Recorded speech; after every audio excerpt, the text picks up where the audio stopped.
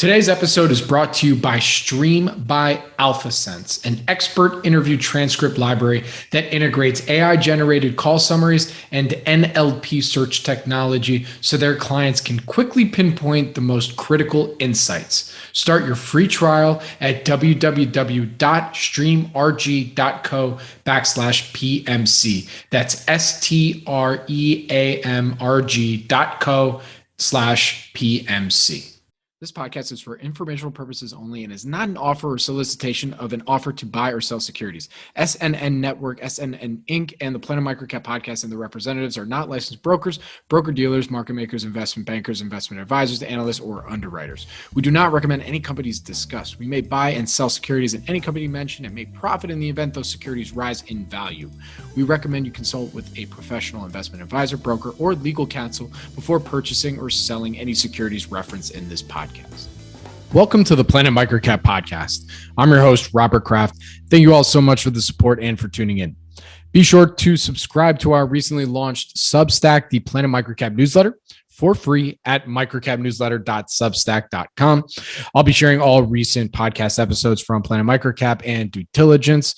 And plus, every Sunday, I put out our weekly MicroCap wrap to show how the microcap space has performed every week and compared to the broader markets based on data from the MicroCap Review Index. Again, to subscribe, go to microcapnewsletter.substack.com.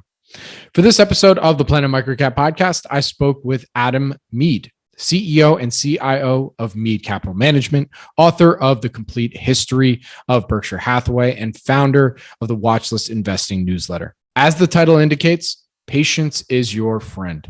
We know this phrase, and some of us truly embrace the meaning behind it. Adam's main takeaway from going to this year's Berkshire meeting was this phrase. When one of your heroes or even, or a person that you highly respect uses phrases like this, I don't know about you, but I most definitely listen and want to better understand why they might be saying this. So in our conversation today, Adam and I try and answer that question. Thank you again for tuning in to episode 229 of the Planet MicroCap Podcast, and please enjoy my conversation with Adam Mead. This episode is brought to you by Stream by AlphaSense. You can find them at streamrg.co/PMC. That's STREAMRG.co/PMC. Stream is an expert interview transcript library that is starting to become an integral part to investors' research process. They have a number of interviews on a wide variety of companies, including TMT, consumers, industrials, real estate, and more. Stream provides over 300 expert interviews per week, and 70% of their experts are found exclusively on Stream.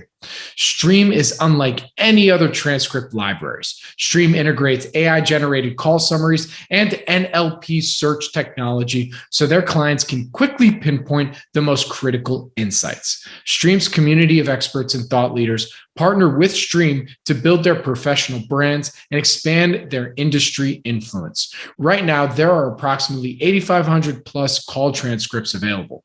For more information, please visit www.streamrg.co/PMC.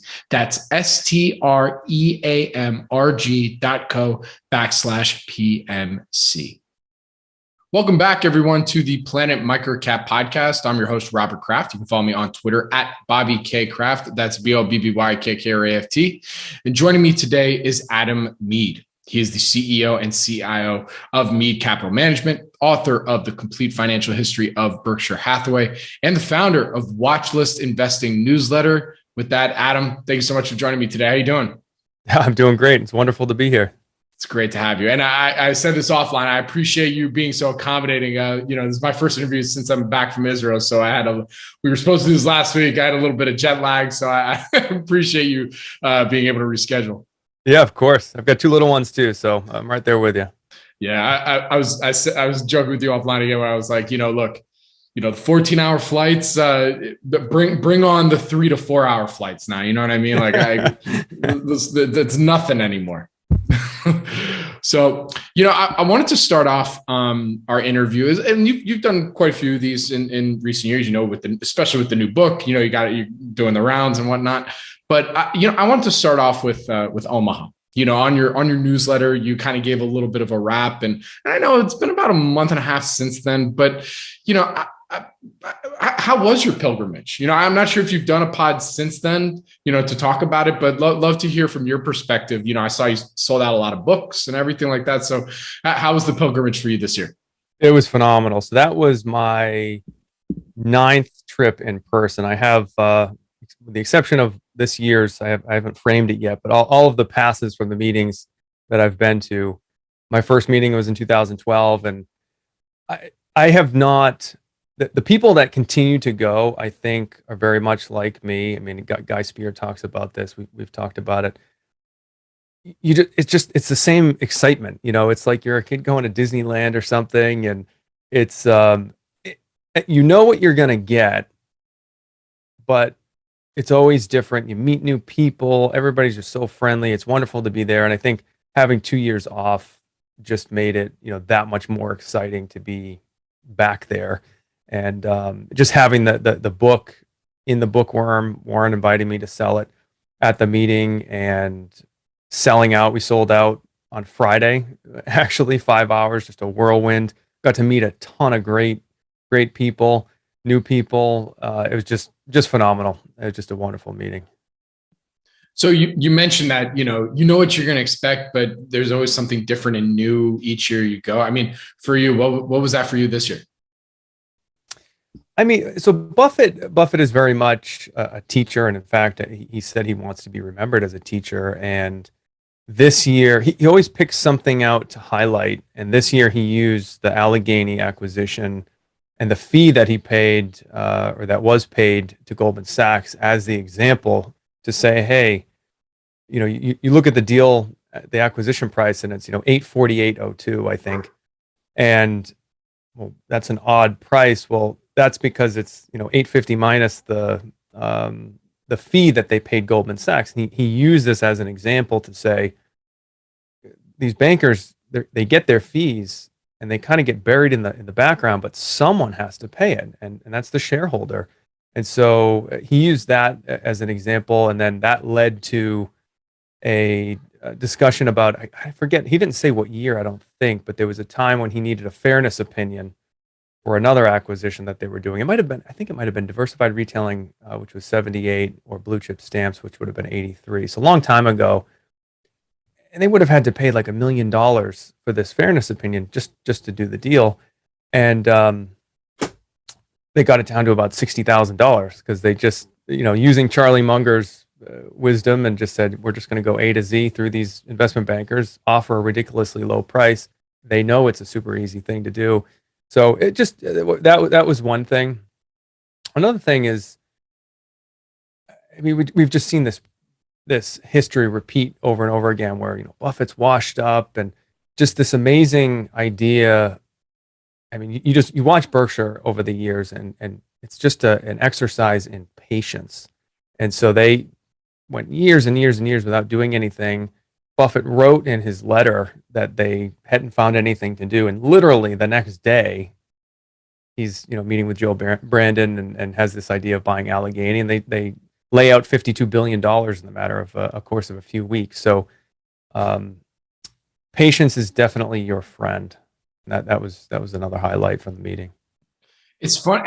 I so appreciate that, especially because one of my questions I was going to ask you a little bit later is with all this renewed vigor and excitement towards the stock market, maybe not so much right now, but in the last two and a half years, with Robinhood craze, all that stuff, and especially with all these new investing and finance shows and movies that involve bad ethics and charismatic leaders and all that, but happen to be scrupulous, what's your vibe when you were there? Do you feel hopeful for the next generation of investors that they are going to adopt some of the more, Buffett Munger, patience is a virtue type investing? Or are we at kind of this like weird, I don't know, crossroads, I guess you'd say? I kind of have it's unfortunate,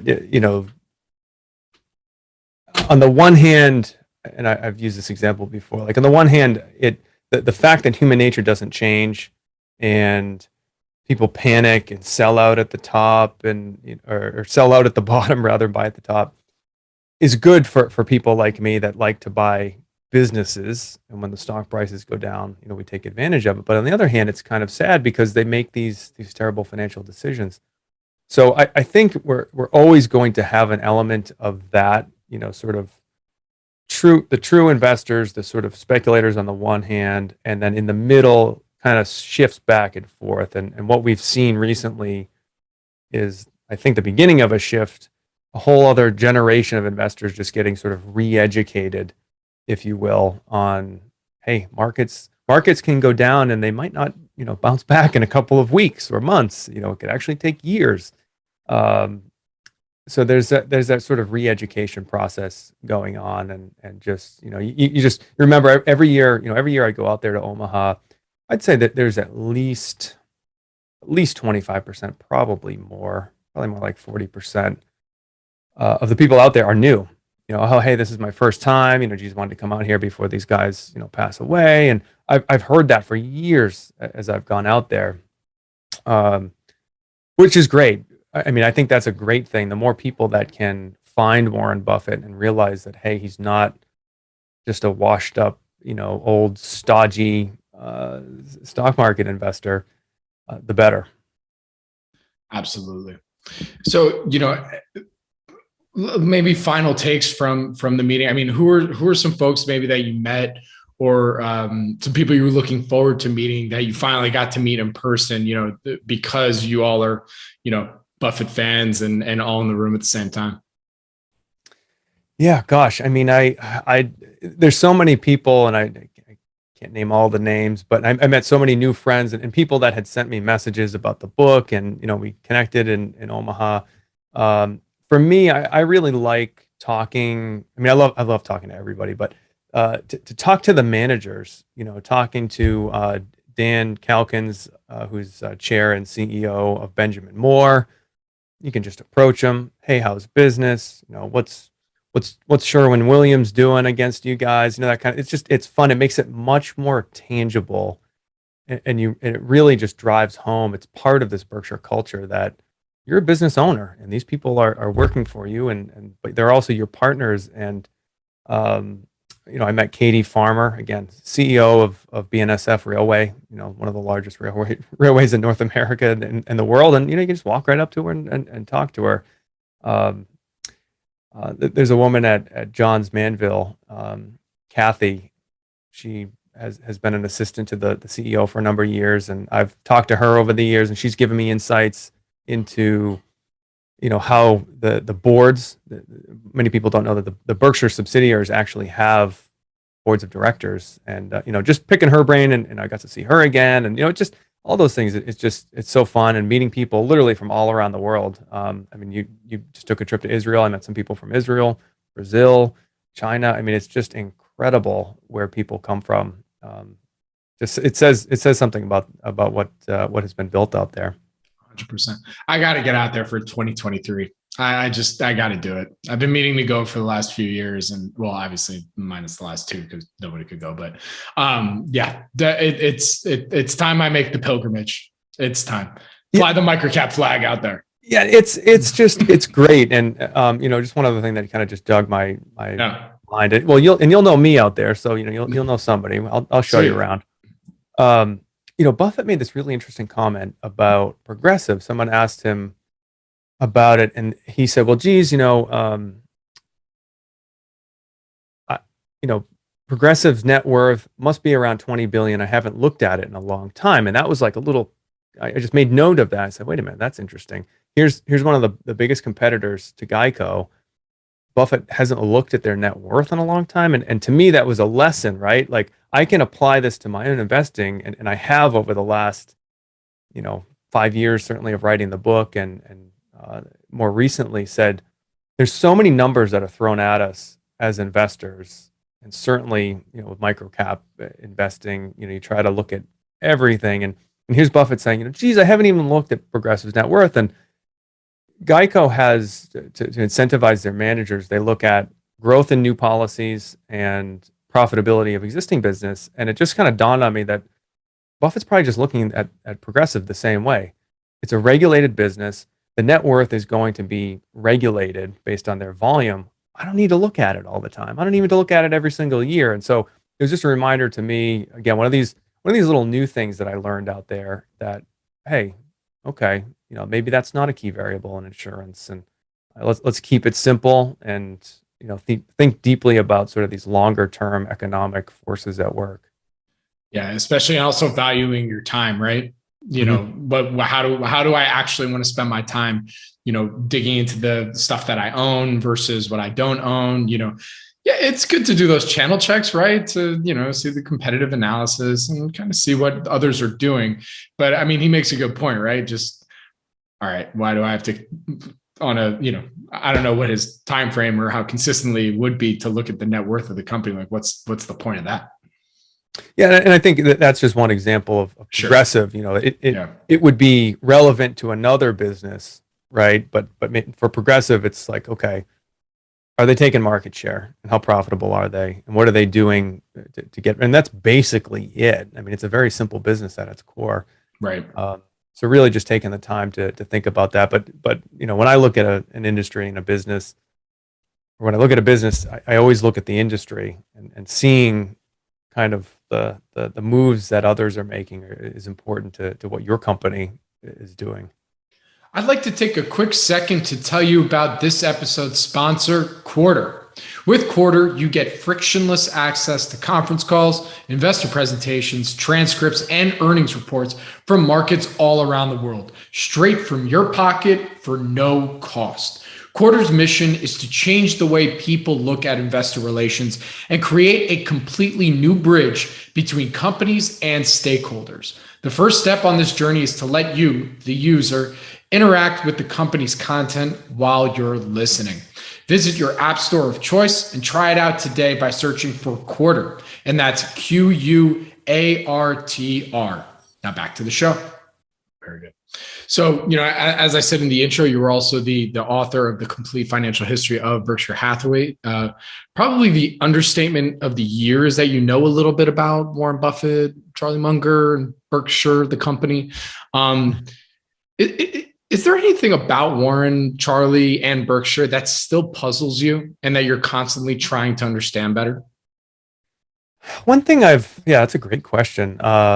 One thing I've continued to really work on, which is sort of related to what I just talked about with these key variables, is how does Buffett go about structuring their compensation? Because he's dropped clues over time, like, geez, it's based on the underlying business.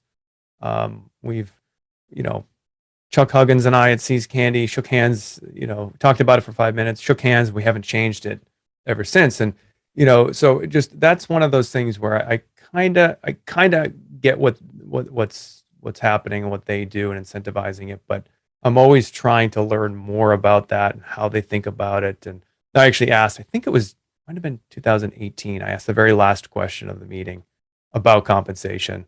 Gave me a little bit of insight, but Charlie kind of said, basically, Warren, you don't want to talk about that. Those are trade secrets. So just that's one thing that I've just always kind of wanted to put some more color around. And then I mentioned the Berkshire Hathaway boards, just kind of how they function.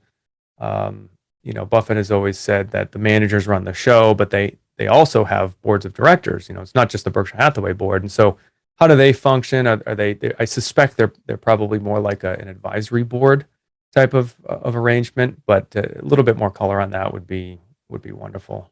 So there's always more to learn. I was going to say, those are two kind of big topics. And it's still fascinating that over 50 years, it's still, you get little inklings, but it's still not 100% clear. That's interesting that was Charlie's answer when you asked that in 2018 about compensation and it being trade secrets. Don't talk about that.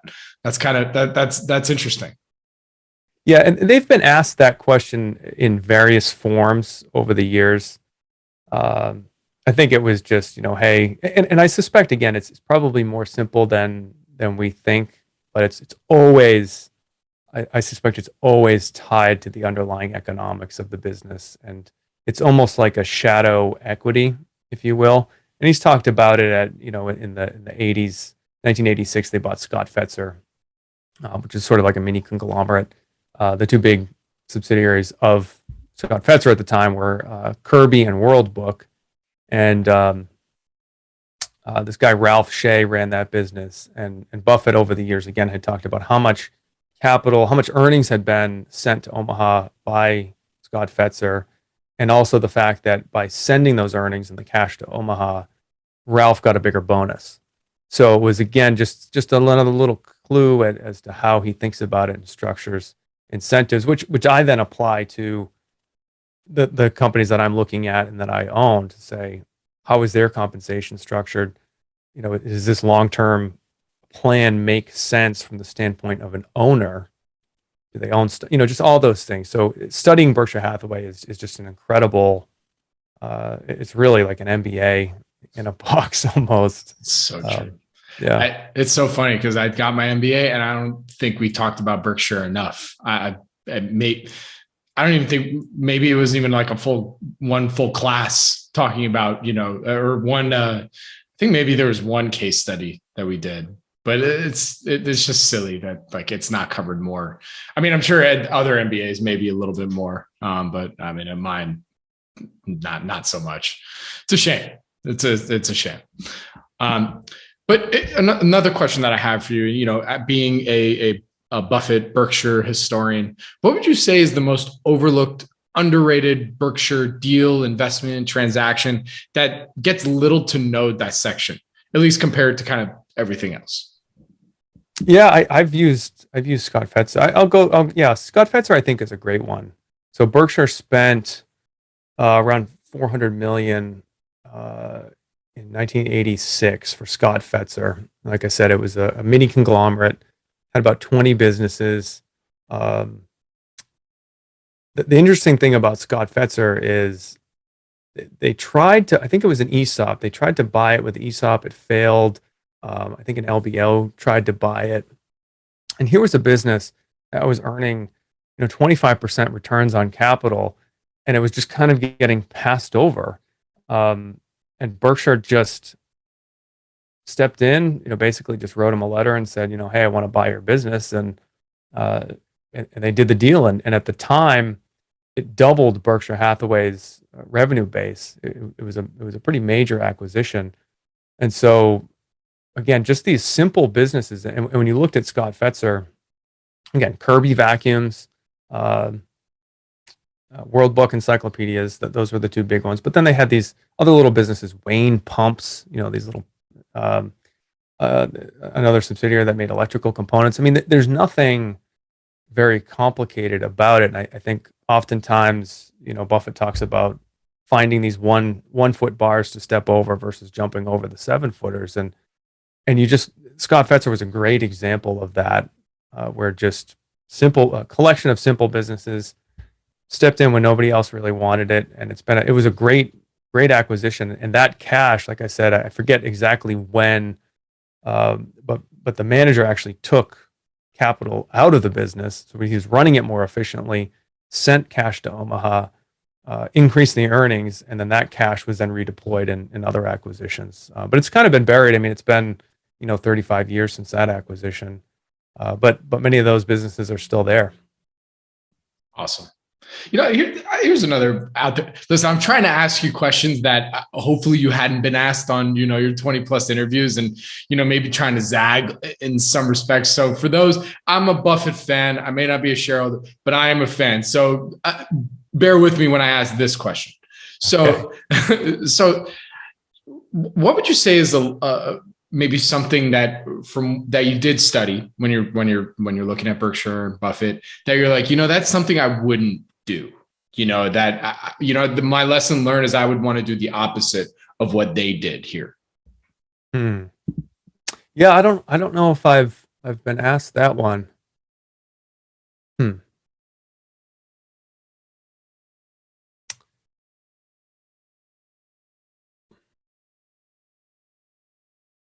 have to think about it some more. One thing I'll answer it in a slightly different direction. Looking at studying Buffett personally, and I mean, he literally eats Oreos and ice cream for breakfast. Literally, I eat my broccoli. Like, that's one thing I disagree with him on. That nutrition is pretty important. Um, yeah, I mean, I can't in terms of acquisitions. I guess it's so easy to say, geez, he should have done this. I mean, buying airlines again. I mean, how many times over the years did he literally said, geez, joking, of course, got this 1-800 number, and every time I think about buying an airline, I call them and they talk me down, and uh, and then he goes and he buys airlines again. Now this was pre-pandemic, and I don't fault him for selling them after the pandemic. Pandemic aside, take that out of the equation. Um, the thesis was that the industry was consolidating, kind of like the railroad industry, this sort of tectonic shift, if you will, in profitability. But I don't know. I feel like I probably wouldn't have gone back into airlines. But you know what? It's another great example of, hey, we make mistakes, and it wasn't a mortal mistake. They knew, they made this bet. They spread it out over 4 different airlines. It was more of an industry bet, and it turned out they were wrong. And again, pandemic aside, I think it was a rational thing to do to sell it after that happened. But yeah, great question. Look, I'm trying to zag a little bit because I No, don't that's know great. who does. I mean, look, I mean, for everyone knows you're a fan. For full disclosure, you are a shareholder of Berkshire, right? Yes, right. the understatement of the year again. So it's as much as we praise and we want, we believe in and want to use everything that they've done over their incredible career. Sometimes you want to ask like those kind of questions, and there's such good managers that I think they would be more than willing to talk about that kind of stuff. And you even said that, jokingly, he's got that 800 number to anytime he's thinking about buying an airline. Sorry, you were going to say? Yeah, no, and they've been very. I mean, just you listen to these meetings, and they're always very candid about the mistakes that they've made. Google's another one. I mean, they've brought this up a number of times. Geez, we should have bought Google. We should have bought Google, and it's like, why haven't you bought it? Google for me, it's not really in my circle of competence. I haven't looked at it deeply, but for Buffett or for Munger specifically to say, geez, we missed this. Why haven't they bought it? Or a little bit of it. I don't know. But so then, I mean, to kind of wrap the bow on, Berkshire and talking about Buffett, Mark, what would you say is kind of the short-term future for this style of investing? Do you see it, gaining a little bit more steam as we kind of moving forward here in these next few months and what's happening? This is kind of a macro question, but, as a student of this kind of history, do you see it gaining a little bit more steam and maybe a little bit more exposure amongst folks that maybe lost a little bit and are like, all right, I need to now kind of take a step back and do what some of the best have been doing for a long time that's worked? yeah, I would expect that to happen. Although some of those people, it's really, they're only visiting.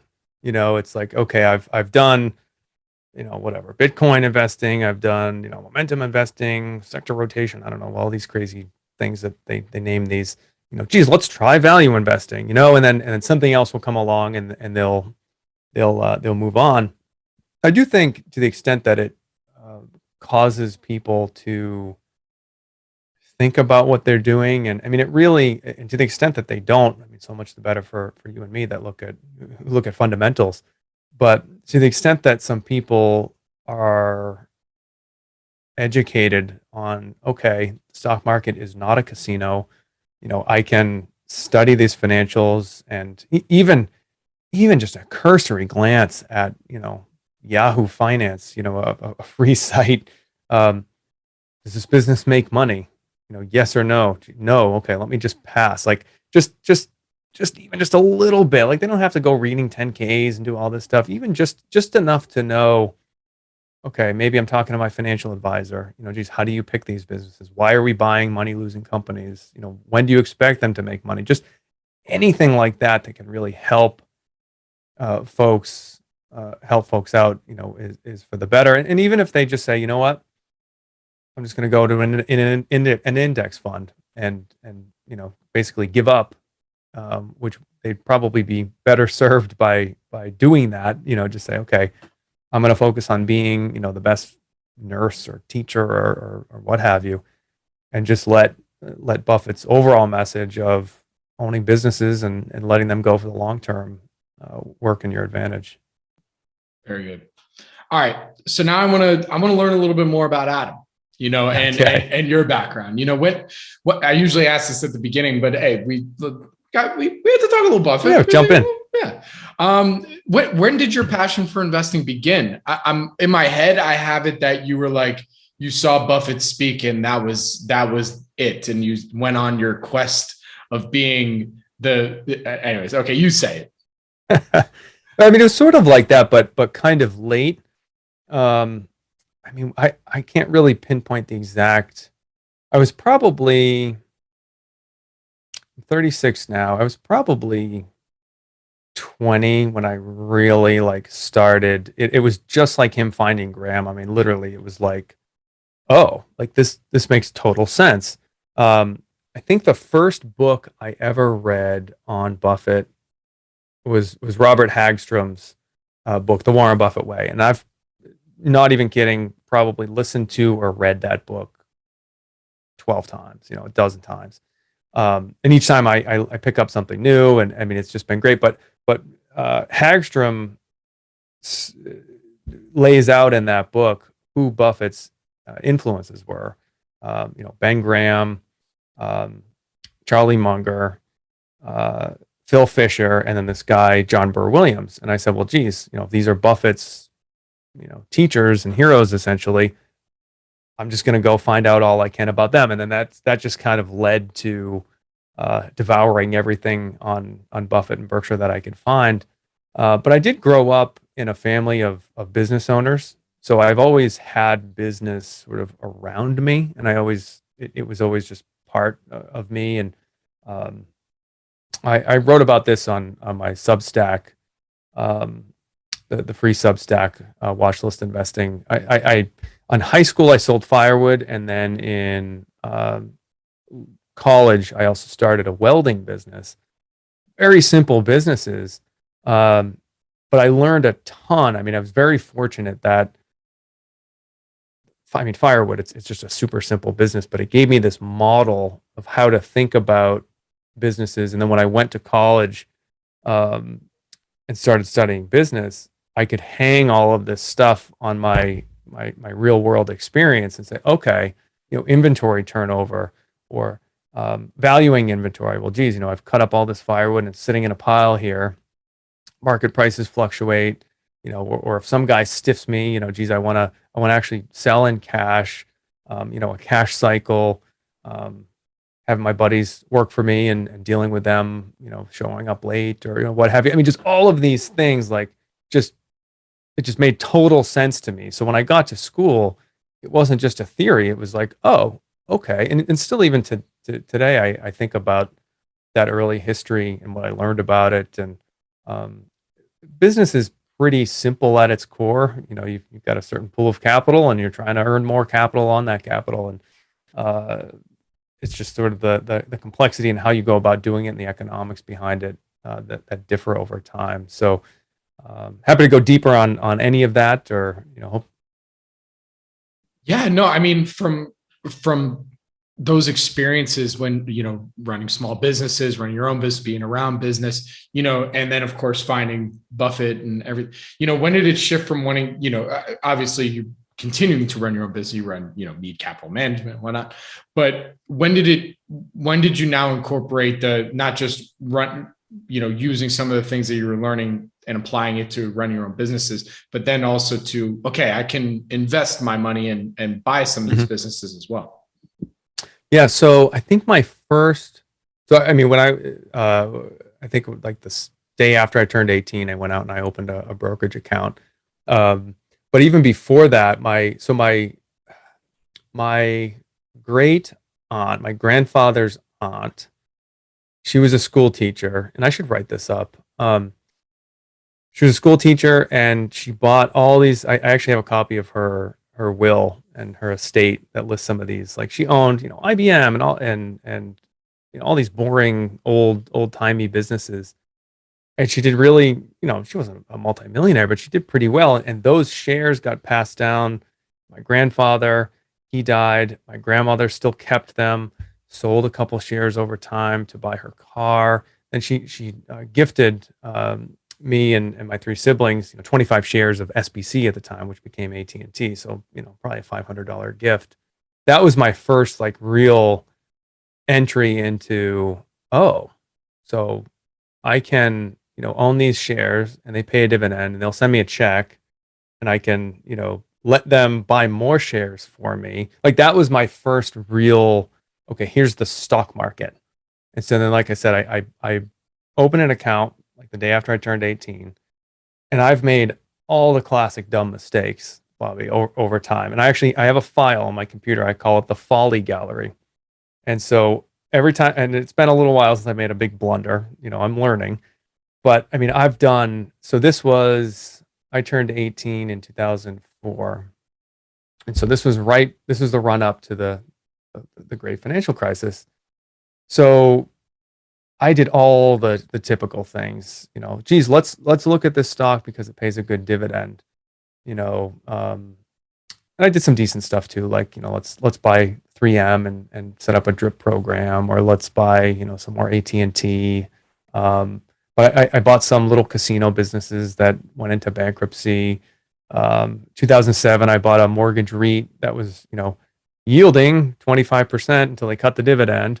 I mean, I've done all these dumb things over time, but I keep track of them. And so and fortunately, most people who are investing, probably 99.99% of people, they start out with a small amount of money. It's not like someone gives you $100 million or something when you're, 18 years old. Okay, go invest this. Fortunately, the mistakes that we make, even though they're big at the time, you generally have less money, in your portfolio. So that compounding effect of your learning is actually magnified that much more, because as you go forward, you're making less mistakes and you're applying that to more capital. So I think of it as a good thing, and I'd really just encourage everybody to track their own mistakes and learn from other people too. I mean, again, you're going to make plenty of them on your own, but learn what others have done too, because there's a lot of folly out there. 100%. We're microcaps, man. It happens that your bat, like if your batting average is 200, you're just hoping that those two bets out of the 10 are that's right. Even 100. I mean, it only takes one. But catch us up then, because now, currently CEO, CIO, I mean, obviously you're the author and you have your Substack going, but you also run Mead Capital Management. So catch us up from, those beginning early days, investing's cool, we love it, to now running your own shop. Yeah. So in between there, so I left college 2008, looking around for a place to work. I stumbled on banking, business. Okay. Interesting, money. All right. Had no idea sort of this other side of the bank, which was commercial lending. So I ended up in the commercial lending field. I started in banking in 3 weeks after prime hit 3.25, like right as everything was hitting the fan. In hindsight, it was the best experience that I could have had, because I was involved in working out some loans. Basically, when loans go south, they get moved to a separate, either the lender does it or it gets moved to a separate department where they work them out, which is basically just trying to work with the borrowers to pay or foreclose, collect, sell the collateral, all that stuff. So I had the good fortune of being able to help work these out and see all these mistakes that happened, except I wasn't the one that made the original credit decision. So it was that much easier, and I could just learn all the lessons. But I spent 10 years in commercial banking, starting as a credit analyst, moving to a portfolio manager, and then ultimately spending the last 3 years in banking as a commercial lender myself, lending to businesses. And again, that was a really a wonderful experience for me, just getting to see all these different businesses, getting to see how decisions are made on the ground, but also thinking like a lender is extremely important. You think about guys like Seth Klarman at Baupost or Howard Marks at Oaktree.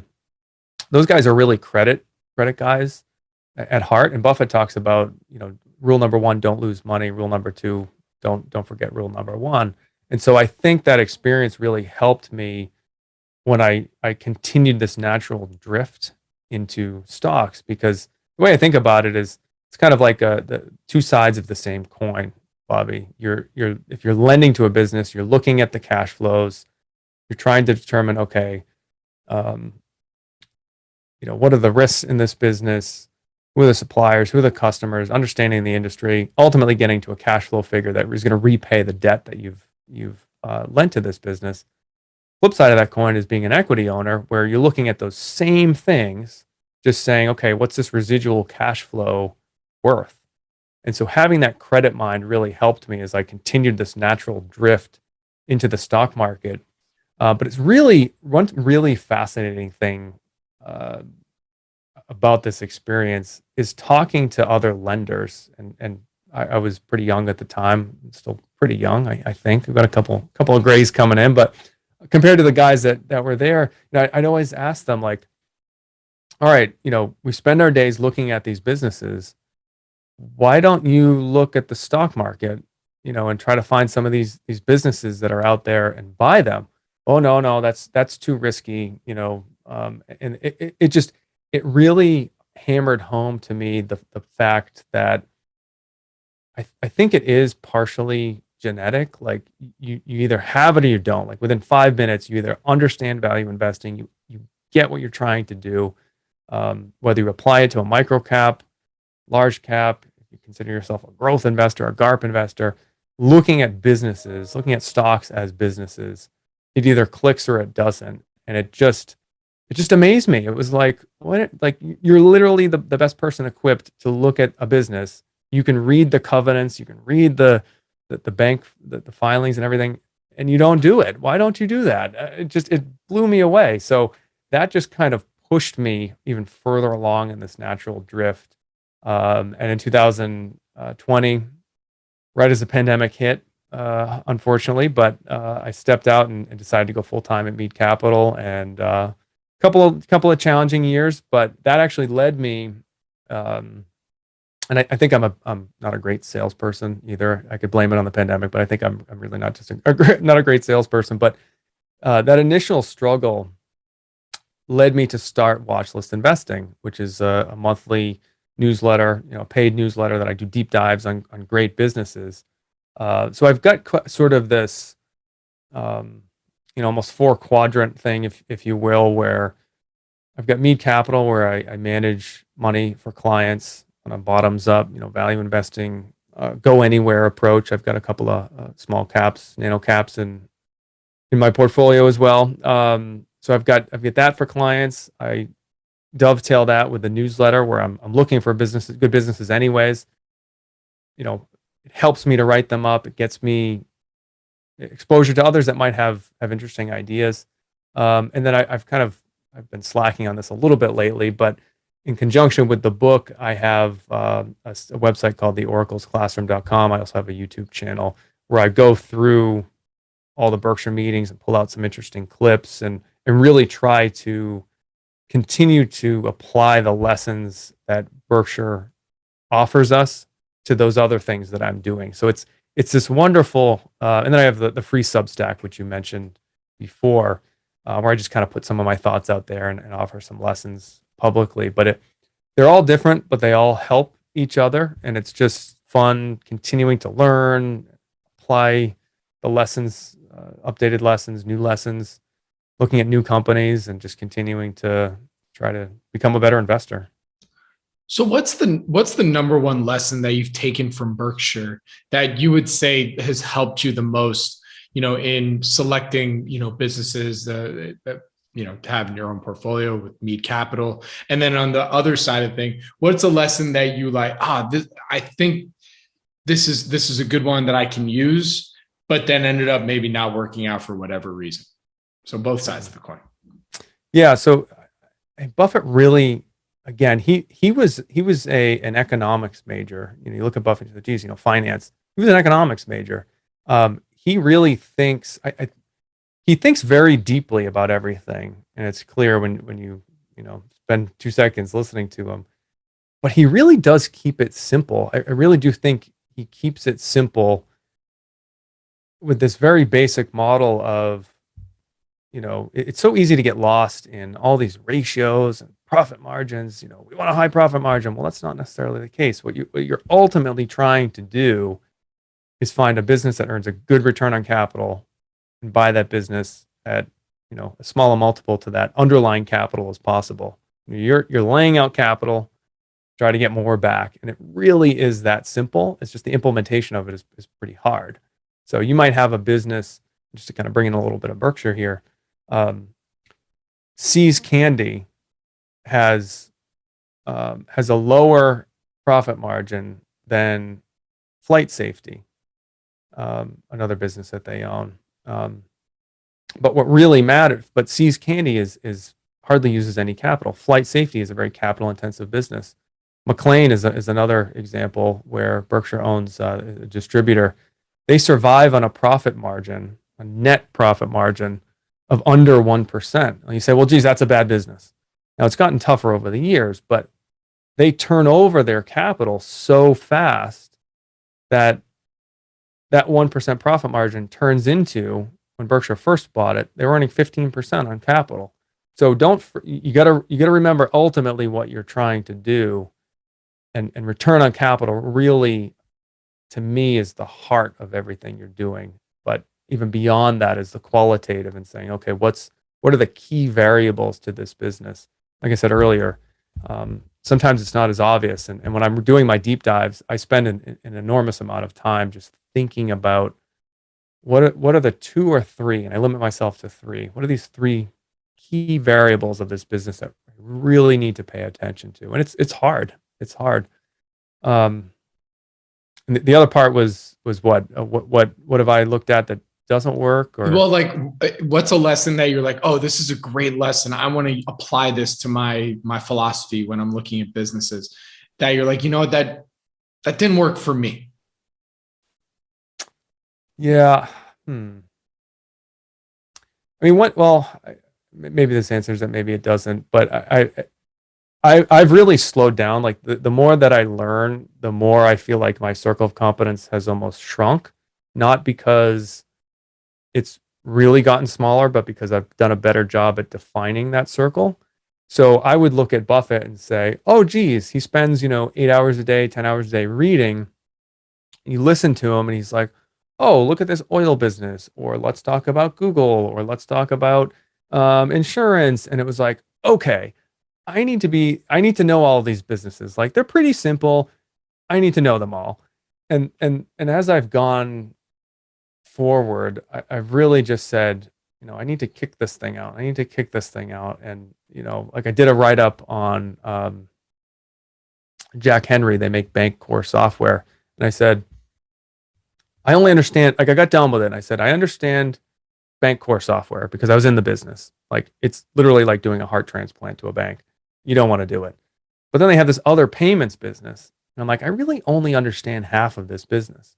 Like, if I'm being honest with myself. So I think that the recognition that, you literally could just study one industry and become an expert on that and do well over time. You mentioned it before, especially with small caps. You only need a couple. And you need to wait for these pitches. So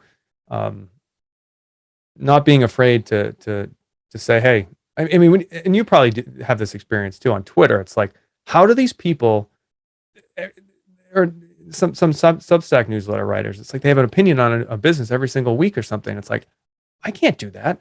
I don't know how they do it. And I think the answer is they really aren't going as deep as they need to if they're an informed owner. And so shrinking the circle of competence. I so appreciate that. Yeah, no, it's yeah. You definitely bring up a good point. Like it's especially on the newsletter side, sometimes you get the new idea a week and you're like, how I mean, some people are built differently, right? Some people can do that, but yeah, no, it's a good point. So, I mean, for you, by the way, Jack Henry, are you a shareholder in Jack Henry? No, I don't own the shares. No. Okay, gotcha. So then, I mean, we've gone through a few of your experiences so far, but what would you say is one investing experience that really changed your career the most? Love to hear that one. Really changed my career. You can take that any direction, Yeah. Gosh, let's see. I mean, I want to answer this. I have one interesting mistake I can tell you about.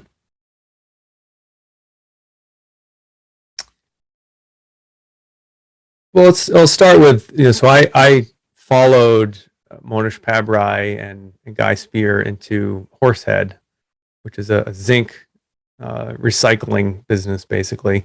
I did my own analysis. I mean, I read the 10Ks, I looked at it, but I think I just kind of clicked. I said, oh, geez, these smart guys are in it. I'm going to buy it. And that taught me a really painful lesson. This was probably 8 years ago now, but a really painful lesson of here was a business that the process required all these steps to refine the zinc. And on top of it, the business was layered with debt. And it should have been obvious. And even a step further, for someone who studied Berkshire Hathaway, I think it was 2004, early 2000s, Berkshire wrote off in its energy business a failed zinc recovery business. So I had seen that. So that was just a super dumb move, but that was something that really highlighted to me, again, circle of competence. I should not have been in that business. I should not have been anywhere near that business. And so I use that. It's a very painful lesson, but I mean, I think about it all the time. It's like, do I really need to be in this business? Can I just need to wait and not get, either caught up in what others are doing or feel like I haven't done anything for a while. I need to go into this business. But I've had good success, just to kind of flip it to a positive side. One of I think the better investments I've made, which unfortunately got taken away from me, was Ancestry.com. I identified the business as one where they basically they invest. It was almost like the Disney of genealogy. Like they would invest resources in finding all of these records, digitize them, and they're good forever. And all they have to do, and so it was a subscription business. I mean, this was like 2012, 13, 14, maybe. They got bought out, but it was a business where I said, I've truly identified the source of their competitive advantage, and it turned out to be a win. So a couple examples like that where just it feels good to identify the true economics at work and see it happen, and really just it keeps you coming back for more, right? It's like, okay, for sure. You have those mistakes and even some of the, not complete blow-ups. It's like, oh, geez, should I just index? I'm a terrible investor. It's like, just keep going, just keep learning. Kind of the big lesson. Absolutely. So then, we're getting towards the end here, but the last question I'd like to ask everybody on the show here is, what advice do you have for new investors, just maybe anybody listening to this that's kind of dipping their toe or thinking about investing and putting money to work? Yeah. I mean, just learn as much as you can. And again, go in your own direction. I think one of the mistakes I see people make is they try, there's the theory, but then there's you. Like, okay, I have to be in this stock, or I need to invest in this kind of business, or even in value investing. Geez, you should take a look at this business. Well, it always comes back to you. Like, you're the last line of defense to your own returns, and so you don't have to do anything you're not comfortable with. If you think you're going to short circuit the process and sell out at a low point, go in a different direction. But also, don't be afraid to really just start where you are. I mean, I think everybody, even if you're a brand new investor, knows something that they can start using to become a better investor. So, if you're 18 years old and you're working at McDonald's, pull up the annual report and take your whatever $12 an hour job, and you're not just punching buttons, and learn about, well, geez, how did this business come to become so big? How did they make it so that within 60 seconds I can get a hamburger, and all the systems that are behind it? Like, you can apply that anywhere. If you're a nurse or something that's thinking about getting into investing, who makes the hospital beds? What is that one product that you use all the time that you just say, I could never live without this? And that's a clue to a more experienced investor that says, geez, that business might have pricing power, or they might have a lock on the market, but you don't know that yet, as a new investor. But just be curious, I think, is probably the best advice. That's fantastic advice. So, Adam, with that, we're there. Where can our audience go and find more information about you, follow you on social media, subscribe to your newsletter, all the plugs? Yeah, sure. So Watchlist, Mead Capital Management, meadcm.com, watchlistinvesting.com. You can get a couple of free issues of my deep dives and sign up for the Substack, which I try to keep to weekly. I'm on Twitter at BRK_student. Let's see, YouTube, The Oracle's Classroom. I think that's it, but I'm sure you're going to have links below in this episode. Always happy to answer questions. Get them to you, get them to the chat. Love the conversation. Don't be afraid if you're a new investor, ask questions of everybody, and me included. I often find I learn things from the questions that people ask as well. So look forward to continuing the conversation, and maybe coming back on your show here, Bobby. This was a lot of fun. 100%. Would love to have you back on. But in the meantime, listen, Adam, good luck. Stay safe. I look forward to our next chat. All right. Cheers. This podcast is for informational purposes only and is not an offer or solicitation of an offer to buy or sell securities. SNN Network, SNN Inc., and the Planet MicroCap Podcast and the representatives are not licensed brokers, broker-dealers, market makers, investment bankers, investment advisors, analysts, or underwriters. We do not recommend any companies discussed. We may buy and sell securities in any company mentioned and may profit in the event those securities rise in value. We recommend you consult with a professional investment advisor, broker, or legal counsel before purchasing or selling any securities referenced in this podcast.